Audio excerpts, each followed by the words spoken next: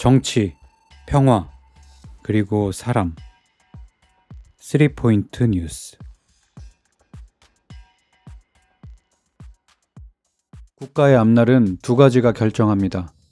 운명과 의지. 같은 섬나라여도 고립주의로 자기들만의 독특한 문화를 형성한 국가가 있는 반면에 해양 강국으로서 세계를 아우르는 나라가 있죠. 대개는 주어진 운명을 필연처럼 따라가곤 하지만 열띤 의지로 정해진 경로를 이탈해서 새로운 길을 개척하는 사례도 있습니다. 오늘 살펴볼 아프가니스탄은 어떨까요? 유라시아 대륙의 중심부, 마른 땅에서 태어난 이 나라는 어떻게 지금의 모습이 되었는지, 지정학적 운명을 마주하는 그들의 자세가 궁금합니다.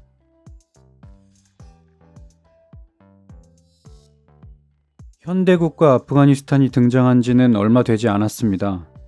1919년, 우리나라의 3.1운동이 있던 그 해에 아프가니스탄도 영국을 벗어나서 독립했죠. 독립 이전의 아프간은 어땠을까요? 이곳은 자치부족들이 모여 살던 땅이자 주변 제국들의 변방이었습니다. 서쪽에서 페르시아가 흥할 때는 지금의 아프간 왼쪽 지역이 페르시아의 영향권이었고, 남쪽 인도에서 무굴 제국이 세졌을 때는 아프간 남부 칸다하르와 동북부 카불이 그 영향권에 속했죠. 또 북쪽에서 칸의 시대가 열렸을 때 아프간의 북부 일부는 칸국에 속하기도 했습니다. 운명론적으로 보면 필연적인 결과라고 할 수 있죠. 광활한 유라시아의 중앙, 그러니까 중동과 남아시아, 중앙아시아가 만나는 곳에 자리했기 때문입니다. 현대 아프간에 이르기까지 주변에서는 강력한 제국들이 피고 지기를 반복했고, 이 땅은 그렇게 패권의 교차로이자 힘의 완충지였습니다. 여러 제국들이 아프간의 곳곳을 쥐었다가 놓았고, 그 과정에서 민족과 문화가 뒤섞이기도 했죠. 흥미로운 건 그 대단한 왕조나 제국들도 아프가니스탄 전역을 100% 거머쥔 적은 없다는 점입니다. 특히 중부와 북부 지역은 넘보기 힘든 토착 부족들의 공간이었죠.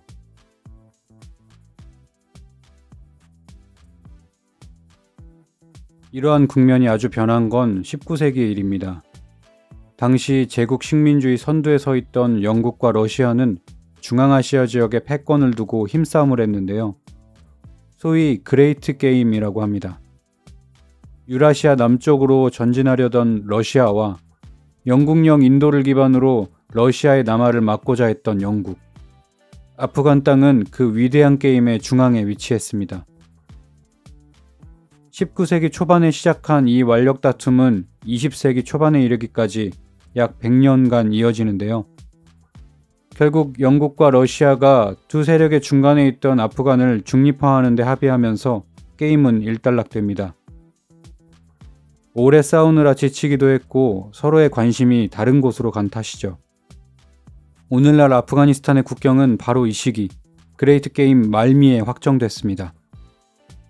아프간 북부 국경은 러시아령 투르키스탄과 맞닿은 지점에 형성됐고, 아프간의 동남쪽 국경은 영국령 인도, 오늘날 파키스탄과 맞닿은 지점에 그어졌죠. 이 국경선을 듀란드 라인이라고 하는데요. 영국 외교관 듀란드가 당시 아프간의 지도자와 이 협상을 주도하면서 이름이 붙었습니다. 영국에게 있어서 이 듀란드 라인은 러시아의 남하를 막고 영국령 인도를 통치 방어하는 기준선이었죠. 듀란드 라인과 함께 등장하는 것이 와칸입니다. 와칸은 아프가니스탄의 동쪽 국경을 말하는데요. 지도를 보면 이해가 쉽습니다. 파키스탄 북부와 타지키스탄의 남부 사이, 꼬리처럼 삐져나온 아프가니스탄 땅이 바로 와칸입니다. 길게 뻗어나온 생김새 덕분에 와칸회랑이라고 불리죠. 이 이상하게 생긴 영토는 어쩌다가 생겼을까요? 역시 영국과 러시아 패권 싸움의 결과입니다.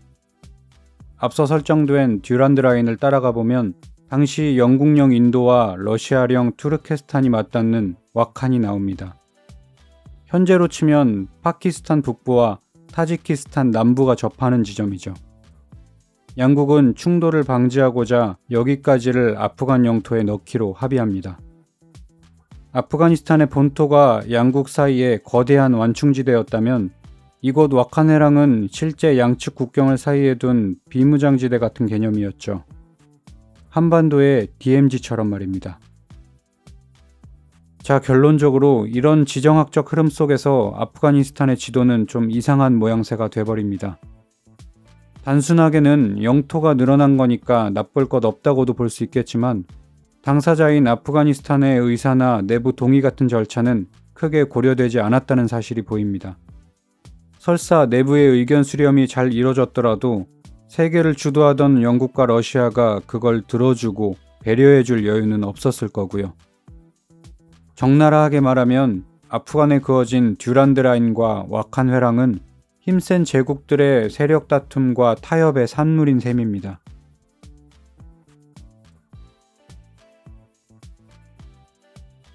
앞서서 여러 제국들이 거쳐갔지만 아프간 전체를 손에 넣은 적은 없었다고 했는데요. 지금부터는 지정학적 시각에서 그 이유를 알아보고자 합니다. 아프가니스탄의 면적은 65만 제곱킬로미터, 한반도의 3배, 프랑스보다 넓은 꽤 큰 땅인데요. 이 영토의 대부분은 산맥이 차지하고 있습니다. 북부와 남서부의 평지 조금을 빼면 전 국토의 90% 이상이 험준한 산으로 이루어져 있죠. 그 90% 산맥을 대표하는 것이 힌두쿠시라는 산맥입니다. 아프간 북동쪽에서 시작해서 국토의 중앙을 가로지르면서 아래로는 파키스탄 국경으로 이어지는 약 1000km 길이의 거대한 산맥이죠. 힌두쿠시 산맥의 고도는 평균 3000m, 산맥 북쪽에는 만년설이 덮인 7000m급 봉우리가 여러 개 있습니다. 아프간 북동쪽에 위치한 수도 카불도 이 고산 줄기에 있죠. 이 힌두쿠시 산맥은 세계의 지붕으로 불리는 파미르 고원의 주요 산맥이기도 한데요. 힌두쿠시 오른쪽에 있는 카람코람 산맥과 쿤룬 산맥, 남동쪽으로 쭉 펼쳐진 히말라야 산맥, 또 북동쪽에 있는 텐산 산맥이 사방에서 파미르 고원을 이뤄냅니다. 힌두쿠시에서 힌두는 낯설지 않은 말입니다. 힌두교도, 인도 사람을 뜻하고요. 쿠시는 죽이다라는 의미가 있습니다. 페르시아어 코시에서 비롯된 단어로 알려져 있죠. 그래서 힌두와 쿠시를 더하면 인도인을 죽이다라는 말이 됩니다. 실제로 중앙아시아 투르키스탄의 노예로 끌려간 인도인들 다수가 이 험준한 산을 건너다 목숨을 잃었고, 그래서 힌두쿠시, 인도인들의 죽음 또는 인도인을 죽이다라는 이름이 붙었다는 것이 학계의 중론입니다. 한편에서는 쿠시가 죽음이 아니라 산 또는 고원을 뜻한다면서 힌두쿠시란 인도 근처에 있는 산맥 또는 가파른 산맥을 말한다고 주장하는데요. 죽음이든 고원이든 쿠시에 대한 해석들과는 별개로 아프가니스탄의 이 산맥이 상당히 험준하다는 사실만은 분명한 듯합니다. 이제부터 나눌 이야기도 이 사실에서 비롯되고요.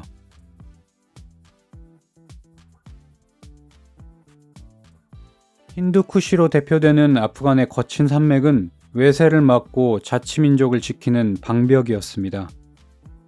세계적으로 힘께나 쓴다는 이들이 아프가니스탄의 산세를 극복하지 못하고 주저앉거나 돌아섰죠.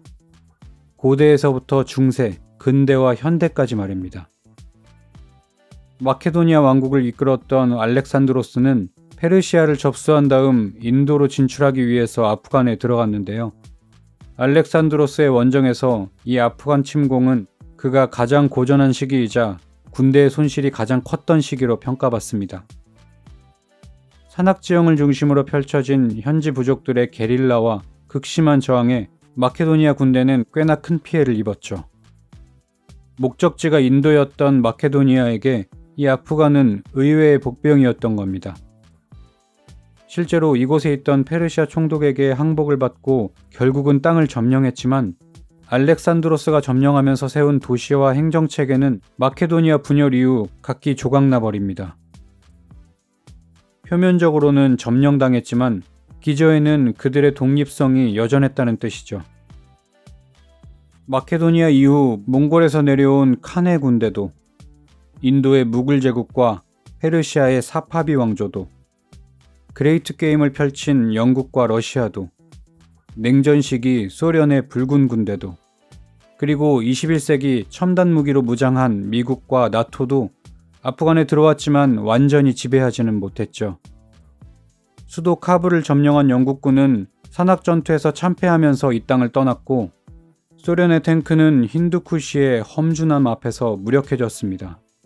또 당시에 등장한 무자헤딘이라는 이슬람 게릴라 조직도 소련 군대에 맹렬하게 맞섰죠.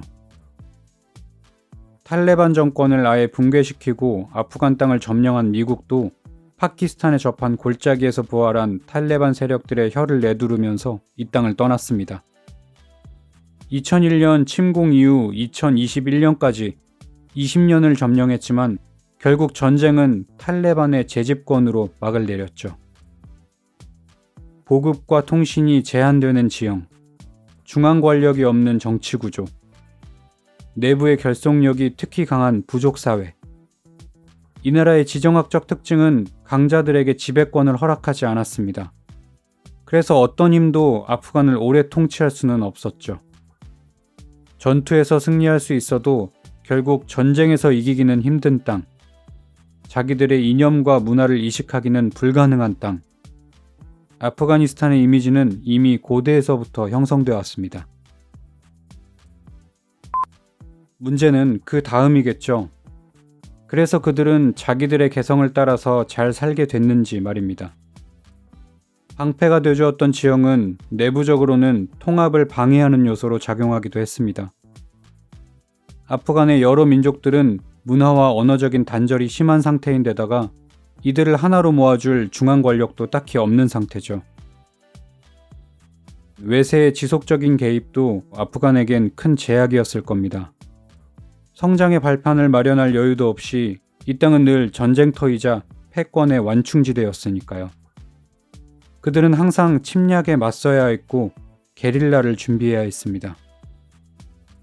그렇게 지정학적 운명과 그에 맞서는 아프간 민족들의 분투는 오늘까지도 여전히 이어지고 있습니다.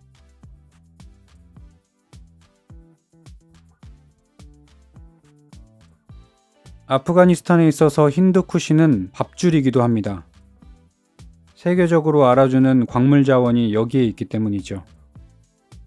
번영과 행운을 상징하는 이 광물은 라피스 라줄리라고 하는데요.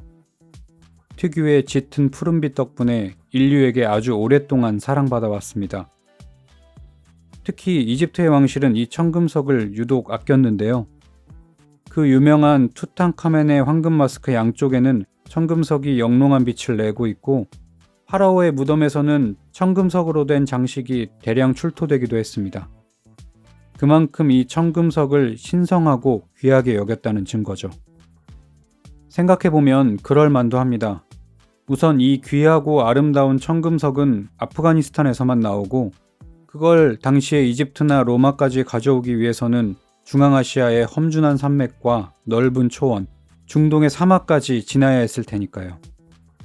그렇게 아프가니스탄, 메소포타미아, 이집트로 이어졌던 교역로를 실크로드의 원조격으로 보는 시각도 있습니다.